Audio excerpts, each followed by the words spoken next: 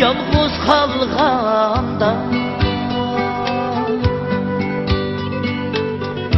köygen edim tenhalığımda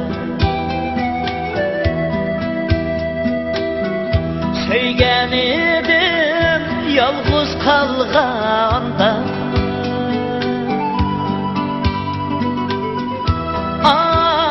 aygılar sevgimizge kol tutuşup vedeleşkenler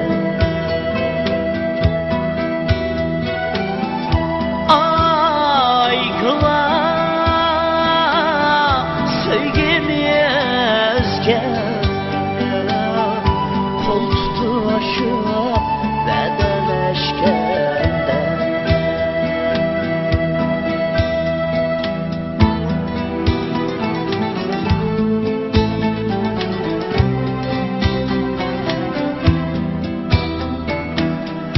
kendi ayrım baştaki evde ayrılmayımız deytum bu herden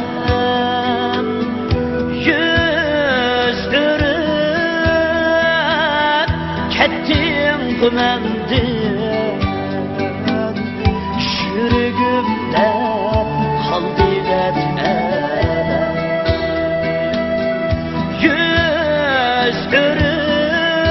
yüzdürüp kettim gümendin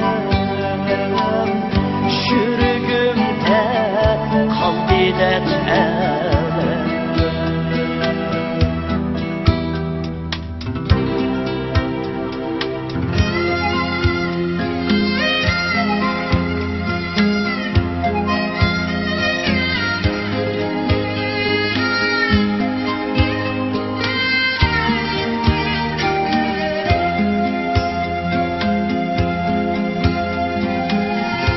yürgümde birla sen peken yalqıllaydı otluq muhabbet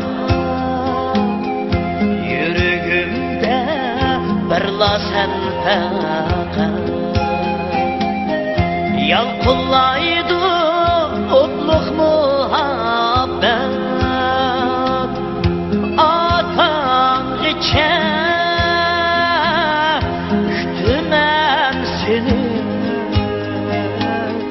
meyli kütkün küttügün yâri atan geçen küttümem seni